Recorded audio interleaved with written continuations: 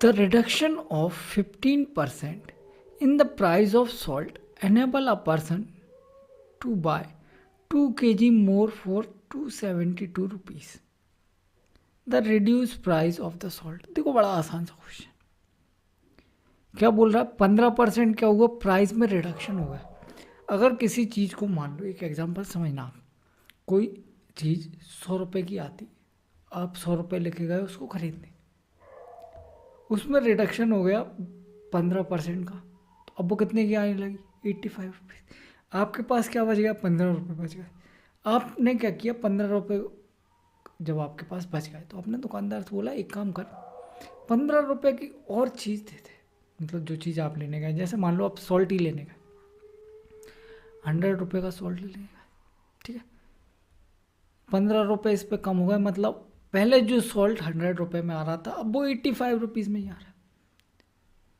तो आपने दुकानदार से क्या बोला, 15 रुपये आपके पास बचे, आपने दुकानदार से बोला कि एक काम कर 15 रुपये का और नमक ही दे दे। ऐसा होता है, अपन जाते हैं कुछ सामान लेने, सस्ती हो जाती है, अपन बोलते हैं एक काम कर ये 2 रुपये खुले बच गए, इनका कुछ वो दे दे, ठीक है, पैसे लेके कहाँ जाऊँगा, इनका कुछ दे दे, 15 रुपये बच गए, इनका कुछ दे दे, ठीक है। इसका मतलब क्या है, जो 15% बचे पैसे, उसी की वजह से वो 2 kg एक्स्ट्रा खरीद पा रहा है। जो 15% बचे पैसे, उसी की वजह से 2 kg एक्स्ट्रा खरीद पा रहा है। अगर 15% की वजह से 2 kg खरीद पा रहा है, तो 100% की वजह से कितना खरीद पा रहा होगा। देखो 1% की वजह से 2/15 kg, और इसकी वजह से 100।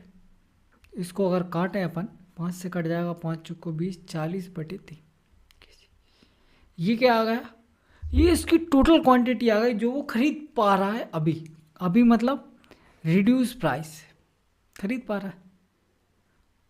कितने रुपए में खरीद रहा है, आप बोलो सर 272 रुपये में खरीद रहा है। कितना खरीद रहा है, 40/3 kg खरीद रहा है।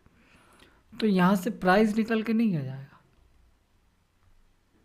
बिल्कुल आ जाएगा। यही तो सॉल्व करना था। 4 से काट लो, 4 × 24, कितना बचेगा 3, 4 8 32, 68, 8 24, 6 18 और 2 20, एक डिजिट के बाद पॉइंट आ जाएगा। ये आपका आंसर।